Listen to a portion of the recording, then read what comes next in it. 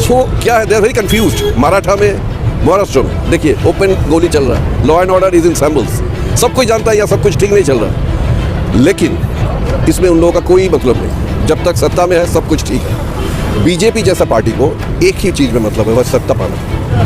अजीत पवार के अगेंस्ट में कंप्लेन है, कोई इन्वेस्टिगेशन नहीं। नारायण राणे के अगेंस्ट में कंप्लेन है, कोई इन्वेस्टिगेशन नहीं। शिवराज सिंह चौहान, उसके नाम में कंप्लेन है, कोई इन्वेस्टिगेशन नहीं।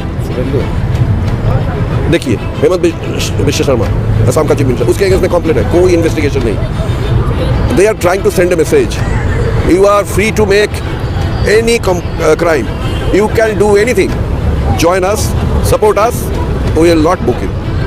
You are allowed to do everything if you are with us. It's a simple message. इसके सामने कोई भी पॉलिटिकल पार्टी आज का डेट में थोड़ा मुश्किल तो होगा ही। इनको हर वो आदमी से डर है जो इसका अगेंस्ट में आवाज़ उठा रहा है। देखिए मणिपुर में तो मुस्लिम आइडेंटिटी नहीं था, फिर भी ये लोग कुछ नहीं किया। 7 महीना 8 महीना हो गया, पीएम या बीजेपी के कोई भी उस तरफ घूम कर देखा भी नहीं। इसका मतलब यही है बीजेपी सिर्फ चुनाव से मतलब रखता है, सत्ता से मतलब रखता है, सत्ता में आने के बाद लूट से मतलब रखता है और कुछ नहीं। एक भारत दो तो इसको दो तो ये खुश हो जाएगा। बिहार में कर्पूरी ठाकुर जी को दो तो भी शायद बिहार में वोट मिलने वाला। फिर सोचा कर्पूरी ठाकुर जी को दिया, लेकिन नीतीश कुमार को उठा लो।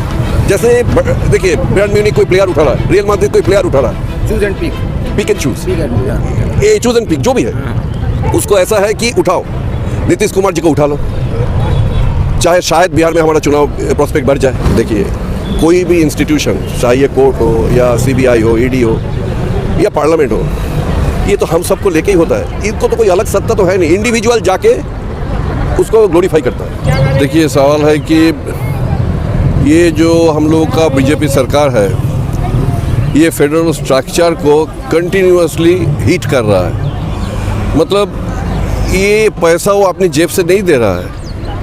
ये बंगाल का जो वर्कर जो 100 डेज का काम किया हुआ है मनरेगा का, उसका इसको लेजिटिमेट मनी है, ये डिमांड नहीं है, ये हक है, ये उसको मिलना ही चाहिए, लेकिन वो नहीं दे रहा है। कुछ ना कुछ बहाना निकाल के, कुछ ना कुछ बोल के, कभी पीएम आवास योजना, बांग्लार बाड़ी क्यों नाम होबे, क्यों ऐसा हुआ, क्यों ऐसा, क्यों रोड का पैसा, ये काम का पैसा, ये सही नहीं है। मतलब किसी भी तरह कोई भी स्टेट गवर्नमेंट को नीच दिखाना, कि उसको डिस्टर्ब करना, कोई भी इससे पहले कोई भी सेंट्रल गवर्नमेंट आया था वो ऐसा हरकत नहीं किया कभी। हाल ही में बीजेपी ये उत्तर प्रदेश का बजट पास हुआ, वहाँ बीजेपी सरकार ने काफ़ी पैसे लुटाए, जबकि जो अपोजिशन पार्टियों की जहाँ पे सरकार है वहाँ पे सरकार पैसे देने को कतराती। तो आखिर इसको किस नज़र से देखते हैं, क्या सोच है ये? एक ही सोच है, 80 सीट्स। अब देखिए परफॉर्मेंस जिसको नहीं है उसको कई तरह का प्रॉब्लम है चुनाव से पहले। कभी ये सोचता है मंदिर बनाओ तब वोट मिलेगा, कभी ये सोचता है यूपी में पैसा डालो तब जाके वोट मिलेगा, कभी सोचते हैं अपोजिशन वाले को ईडी सीबीआई से डिस्टर्ब करो तब जाके ये लोग थोड़ा पीछे जाएगा, हमको वोट मिलेगा। They are not sure. ऊपर से बोलता है अब की बार 400 पार, लेकिन 200 इन लोगों का भारी पड़ गया, इसलिए इतना डरा हुआ है, इतने ढंग से कोशिश कर रहा है कि कैसे हमको वोट मिले, सीट मिले, सत्ता मिले। तो इसलिए यूपी में पैसा लुटा रहा है और दूसरा स्टेट को पैसा नहीं भेज रहा है, ताकि उन लोगों को जाके प्रॉब्लम हो, उन राज्यवासी का तकलीफ हो, एंटी इनकम्बेंसी फैक्टर में उन लोग को कुछ भी वोट मिल जाए तो सही है। लेकिन बीजेपी का कहना है कि हम लोग तो पैसा दे रहे हैं, पहले पैसा दिया उसका हिसाब दो, फिर हमसे पैसा लो। देखिए ये लोग ये वो बोल रहा है।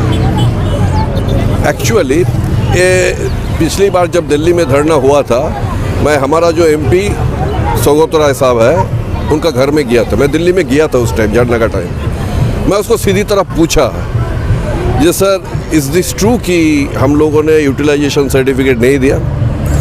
तो उन्होंने अपने आप से अपना 2-3 लेटर हमको दिखाया जो पार्लियामेंट में उन्होंने मिनिस्टर को लिखा हुआ है अपनी तरफ से, सौगत राय साहब ने।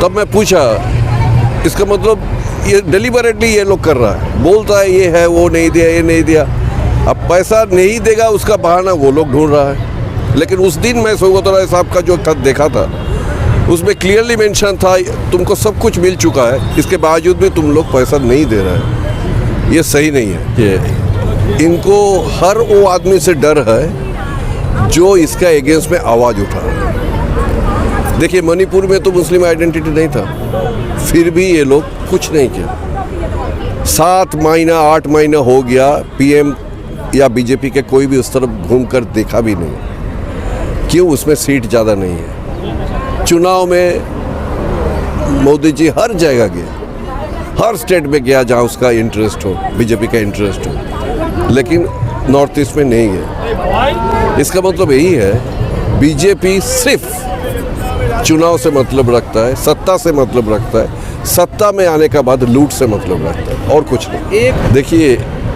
What ever you see the government is doing, I mean the BJP government is doing, ये सब चुनाव के लिए है। ऐसे मैंने पहले ही बोला, डरा हुआ है, क्योंकि उन लोगों को मानना है, ये लोग को जानते हैं अपने अंदर से जो हम लोग कुछ नहीं किया। 10 साल हो गया सरकार में, लेकिन हम लोग देशवासी के लिए, भारतीयों के लिए, इंडियन के लिए, जो कॉमन इंडियन है उसके लिए कुछ नहीं किया, तो वोट हमको नहीं मिलने वाला। 200 से ज़्यादा सीट हमको नहीं मिलेगा। इसलिए वो हर तरह का कोशिश कर रहा है, हर तरह का। भारत दो तो इसको दो तो ये खुश हो जाएगा, बिहार में कर्पूरी ठाकुर जी को दो तो भी शायद बिहार में वोट मिलने वाला। फिर सोचा कर्पूरी ठाकुर जी को दिया, लेकिन नीतीश कुमार को उठा लो। जैसे देखिए बायर्न म्यूनिख कोई प्लेयर उठा रहा है, रियल मैड्रिड कोई प्लेयर उठा रहा है, choose and pick, pick and choose, ये चूज एंड पिक जो भी है, उसको ऐसा है कि उठाओ, नीतीश कुमार जी को उठा लो, चाहे शायद बिहार में हमारा चुनाव प्रोस्पेक्ट बढ़ जाए। सो क्या है, they are very confused. Maratha में, महाराष्ट्र में देखिए ओपन गोली चल रहा है, law and order is in shambles. सब कोई जानता है यहाँ सब कुछ ठीक नहीं चल रहा है, लेकिन इसमें उन लोगों का कोई मतलब नहीं। जब तक सत्ता में है सब कुछ ठीक है। बीजेपी जैसा पार्टी को एक ही चीज़ में मतलब है, वह सत्ता पाना। वो वही कर रहा है जिसमें उसको वही हासिल होगा। जिस तरह से टीएमसी के नेता अक्सर दावा करते हैं कि 2024 के बाद ममता बनर्जी प्रधानमंत्री बनेगी, लेकिन जिस तरह से इंडिया का जो कुंभा है, परिवार जो छोटा हो रहा है, नीतीश कुमार चले गए, जयंत चौधरी चले गए, इससे क्या लगता है कितना इम्पैक्ट पड़ेगा इंडिया गठबंधन का? इसमें क्या होता है, पहले चुनाव हो जाने दीजिए, उसके बाद जैसा सिनेरियो होगा, जो सिचुएशन होगा, उसके हिसाब से तैयार होगा कि किसको कितना सीट मिला हुआ है, कौन किस जगह पे खड़े हैं, उसके बाद ये तैयार होगा तो सही होगा। देखिए हमारा इधर देखिए, वेस्ट बंगाल में ममता दी पहले ही बताई थी कि जहाँ जो लोग जहाँ पावरफुल है वहीं इलेक्शन लड़ेगा। तो यहाँ टीएमसी पावरफुल है, तो इस हिसाब से ज़्यादा 2 सीट हम कांग्रेस को छोड़ सकते हैं। 2 सीट तो कांग्रेस का पहले से था, वही ज़्यादा से ज़्यादा 2 सीट हम छोड़ सकते हैं, क्योंकि कोई मतलब नहीं है। अगर हम लोग जोट में देखिए हार चुके थे सर, नहीं 2 सीट मालूम छोड़ रहे हैं, है, इसलिए बिकॉज स्टेट गवर्नमेंट हमारा है। अच्छा। इस हिसाब से जो चुनाव हुआ विधानसभा में, उस परफॉर्मेंस से चलो हम लोग का हुआ सत्ता है, हम लोग वहाँ चुनाव लड़ेंगे, हर जगह में नहीं जाएंगे। लेकिन कांग्रेस इसमें अगेंस्ट में खिलाफ नहीं है। अभी तक कांग्रेस पार्टी ने कुछ नहीं बताया, वो सुन रहा है, बिकॉज बंगाल के लिए उसका उतना अभी तक उसको कोई इम्पोर्टेंस नहीं है। वो लोग सोच रहा है कि अभी यूपी में कैसे करे, बिहार में कैसे करे, हरियाणा में कैसे करे, मध्य प्रदेश में वो तो अकेला लड़ेगा। So they are now organising their seats. तो ये सब थोड़ा बहुत आगे पीछे कोई भी डील में होगा ही अपोजिशन वाले को। जितनी भी अपोजिशन की पार्टियां हैं, इंडिया अलायंस, जो भी आज सोचती है उससे 4 कदम आगे पहले से बीजेपी सोच करके रखती है। तो आपको लगता है कि इस सोच से देखिए ऐसा नहीं, आप अगर एक ही काम सोचेंगे, बीजेपी को एक ही एजेंडा है, चुनाव लड़ना, सत्ते में आना, तो और उसका काम वही है। मीडिया को कैसे भी करके मोटिवेट करो, उसको प्रेशर डालो, ईडी सीबीआई को कैसे भी करके यूटिलाइज करो, तो उन लोग का काम ही है चुनाव लड़ना। और कुछ काम तो है देखिए काम है चुनाव नहीं, आप देखिए इसमें एक प्रॉब्लम भी है। इससे पहले अब अगर देखें तो ईडी सीबीआई को इतना हद तक कोई भी यूटिलाइज नहीं किया। आप कोई भी प्रॉब्लम हो, आप लॉ को उसमें काम करने दीजिए, ये सही है, लेकिन deliberate use of law and law enforcing agencies ये सही नहीं। क्यों? अजीत पवार के अगेंस्ट में कंप्लेन है, कोई इन्वेस्टिगेशन नहीं। नारायण राणे के अगेंस्ट में कंप्लेन है, कोई इन्वेस्टिगेशन नहीं। शिवराज सिंह चौहान उसके नाम में कंप्लेन है, कोई इन्वेस्टिगेशन नहीं। शुभेंदु है।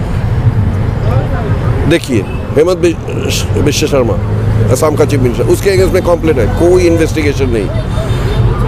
They are trying to send a message, you are free to make any crime, you can do anything, join us, support us, we will not book you. You are allowed to do everything if you are with us. It's a simple message.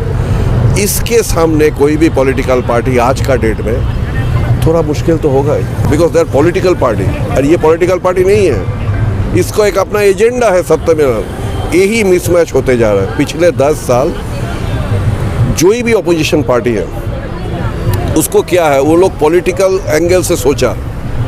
अब इसको समझ में आ रहा है ये politics के बाहर है। अब देखिए इतने सारे पैसे, इतने they are pumping in such a huge amount of money.